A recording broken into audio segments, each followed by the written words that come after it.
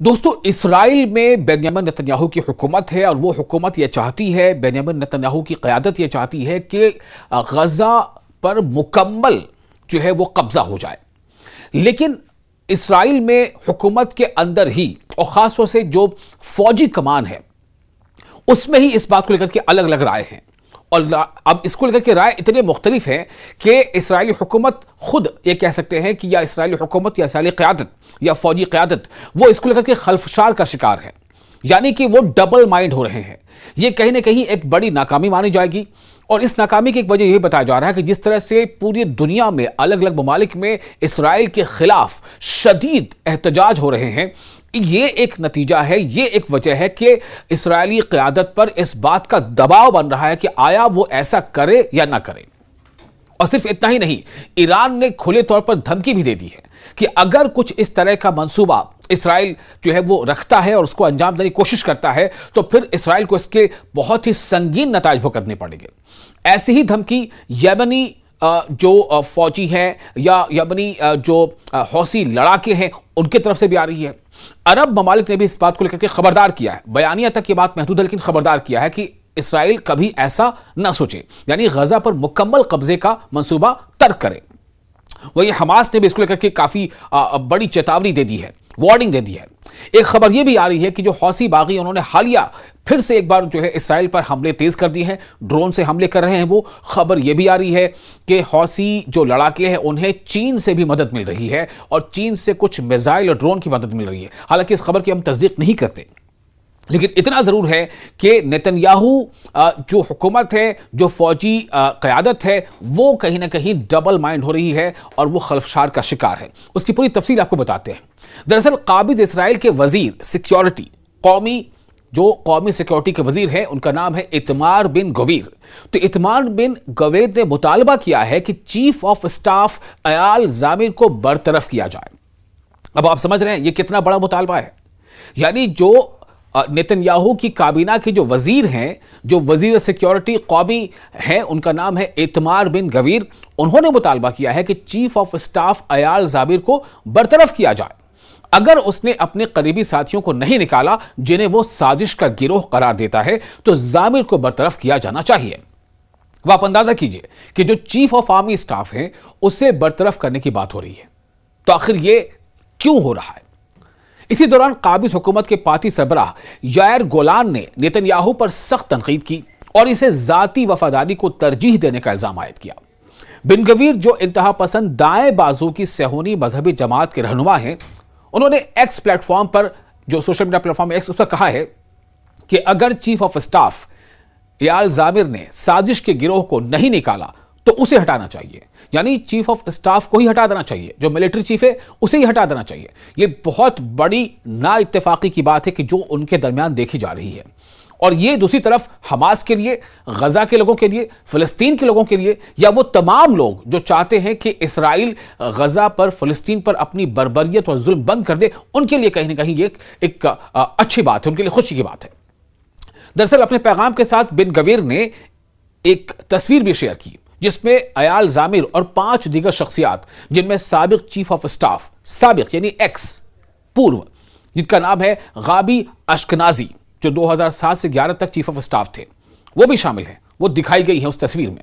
इस इक़दाम के जरिए बिन गवीर नेतन्याहू को फिलिस्तीनी इलाकों पर दोबारा काबिज होने की मंसूबाबंदी के हवाले से चीफ ऑफ स्टाफ के साथ तनाज़े में हिमायत फराहम कर रहे हैं, जिससे काबिज फौजी कैदियों की जानों पर खतरा है। दूसरी जानिब यायर गोलान ने कहा है कि नेतन्याहू ऐसे चीफ ऑफ स्टाफ को तैनात करना चाहते हैं जो रियासत की सिक्योरिटी के लिए नुकसानदा हो, ख्याली मंसूबे नाफिज करे और जिम्मेदारी से भागने में शरीक हो। यह बहुत बड़ा इल्जाम है, यह बहुत बड़ी बात है जो कह रहे हैं, और जाती वफादारी को इसराइल के सिक्योरिटी पर फोकियत दे। अब आप सोचिए कि नेतन्याहू पर यह इल्जाम लग रहे हैं कि वो दरअसल जाती वफादारी को इसराइल के सिक्योरिटी पर फोकियत दे रहे हैं। ये तमाम चीजें ये बता रही हैं कि कहीं ना कहीं सब कुछ ठीक नहीं है, और इसीलिए ऐसा भी समझा जा रहा है कि क्या बेंयामिन नेतन्याहू की हुकूमत कहीं ना कहीं खतरे में है, या फिर क्या जो वहां की फौजी क़यादत है वो बेंयामिन नेतन्याहू के मंसूबे को अमली जामा पहनाने के लिए पूरे या कुल्ली तौर पर तैयार नहीं है, क्योंकि उसे यह खदशा नजर आ रहा है, उसे यह खदशा, उसे अंदेशा है कि ऐसा अगर किया जाएगा तो कहीं ना कहीं हमास का जो अपना एक जाल है उसमें इसराइल के फौजी मजीद फंसेंगे और उनकी जानों का जिया ज्यादा होगा, यानी इस्राएली फौजी ज्यादा से ज्यादा नुकसान उठाना पड़ेगा। इसीलिए वो नेतन्याहू के इस मंसूबे पर पूरी तरह से या कुल्ली तौर पर फिलहाल अमल करने को तैयार नजर नहीं आ रहे हैं, या फिर ये कम से कम वो चाह रहे हैं कि कुछ इस बारे में बहुत ज्यादा सोच समझ कदम उठाया जाए। उन्होंने मजीद कहा है कि नेतन्याहू इतमार बिन गफीर और तुस्लैल स्मोट्रिच के साथ मिलकर रिजर्व फौजियों को मौत के जाल में धकेल रहे हैं जो हमास ने गजा में तैयार किए हैं। गुलान ने इस बात पर जोर दिया है कि मौजूदा chief of staff Ayal Jamir पर हमला बराह रास्त इसराइल की सिक्योरिटी पर हमला है और उनकी फौजी खिदमात का रिकॉर्ड नेतन्याहू के जाती मफादात या सियासी हिसाबात के बदले में नहीं बदला जा सकता। अब ये तमाम बयानात ऐसे वक्त सामने आए हैं जब इब्री रोजनामा हैरिट्स एक न्यूज़पेपर है, डेली न्यूज है, उसने गुज़िश्ता मंगल को रिपोर्ट किया कि जामिर को नेतन्याहू की मुकम्मल गजा पर दोबारा काबिज होने की मंसूबाबंदी के खिलाफ मुखालफत की वजह से शदीद दबाव का सामना है। अखबार के मुताबिक जामिर ने साबिक फौजी एहलकारों और ब्रिगेड लीडरों को बताया कि नेतन्याहू का खानदान जाती तौर पर उन्हें निशाना बना रहा है और वजीर आजम के करीबी साथी उन्हें उनके मौक़िफ़ की बुनियाद पर बरतरफ करने की कोशिश कर रहे हैं। यानी सीधे तौर पर यहां देखा जा सकता है कि दो पहाड़ नजर आ रहे हैं, शिगाफ मौजूद है और यह शिगाफ बढ़ता जा रहा है, गहराता जा रहा है। तो अखबार हैरिस ने मजीद कहा है कि जामिर के करीबी साथियों का मानना है कि नेतन्याहू फौजी वजीर यसराइल काट्स के मौक़िफ़ पर भी असर डाल रहे हैं, जिन्होंने हाल ही में चीफ ऑफ स्टाफ की कुछ तैनातियों की मुखालफत की थी। चंद बड़े फौजी रहनुमाओं, जिनमें साबिक चीफ ऑफ स्टाफ गाबी अश्कनाजी भी शामिल थे, उनके साथ मशावरत के दौरान जाबिर ने वाज़ेह किया कि यह दबाव काबिज फौज की मनसूबाबंदी की मुखालफत की वजह से है, जिसे छोटे वजारती सिक्योरिटी काउंसिल यानी कैबिनेट ने मंजूर किया। एक शरीक ने बताया कि जामिर समझते हैं कि नेतन्याहू और काट्स के साथ तनाज़े की नौयत क्या है और वो फौज की आज़ादी को बरकरार रखने पर इसरार करते हैं और इसे सियासी असरात के तहत लाने से इनकार करते हैं और अपने साबिका तजुर्बे को याद करते हैं जो इनके पेशरो हर्ट्सी हेलोई को पेश आया था। गुज़िश्ता हफ्ते सामने आने वाले एक वाक़े में जाबिर ने एक छोटे सिक्योरिटी इजलास के दौरान नेतन्याहू पर नाराजगी जाहिर की और कहा कि आप मुझे क्यों निशाना बना रहे हैं और जंग के दौरान मेरे खिलाफ अफवाहें फैला रहे हैं और आपका बेटा मेरे खिलाफ क्यों लिख रहा है। इसका इशारा यार नेतन्याहू यानी जो बेन्यामिन नेतन्याहू के बेटे हैं उनकी तरफ था, जिसने उन्हें फौजी बगावत की क़यादत करने का इल्जाम दिया था।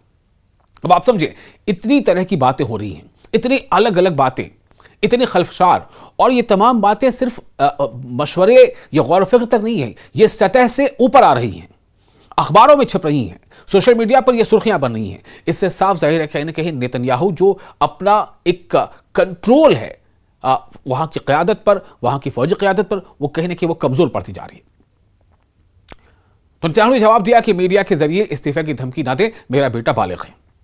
कई काबिल इसराइली मीडिया इदारों, जिनमें कौमी नशरियाती इदारा और चैनल 12 भी शामिल है, उसने एक फौजी मंसूबे का इंकशाफ किया है जो पूरे शहर गजा पर काबिज होने की कोशिश पर मबनी है, जिसके लिए कई महीनों में 6 फौजी यूनिट्स हिस्सा लेंगे।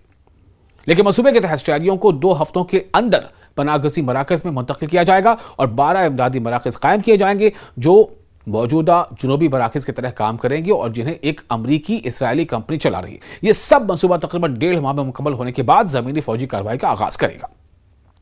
यह मंसूबा है, लेकिन इस मंसूबे के खिलाफ ही आवाज़ उठ रही है। एक तो कि इसराइल के अंदर से ये आवाज़ उठ रही है, खुद जो इसराइली अवाम है वो बड़े पैमाने पर लगातार एहतजाज कर रहे हैं, बेन्यामिन नेतन्याहू के इस मंसूबे के खिलाफ एहतजाज कर रहे हैं। फौज कहीं ना कहीं नेतन्याहू के मंसूबे के साथ शाना बशाना चलने को तैयार नहीं है। खुद नेतन्याहू के कैबिनेट के कुछ वज़रा जो है इसके खिलाफ बातें कर रहे हैं और वहीं जो अलग अलग ममालिक का जो दबाव पड़ रहा है, खासतौर से फ्रांस का, ब्रिटेन का, ब्राज़ील का, इटली का, ऑस्ट्रेलिया का और जो अरब ममालिक है उनके भी बयानियों में काफ़ी अब सख्ती आ गई है।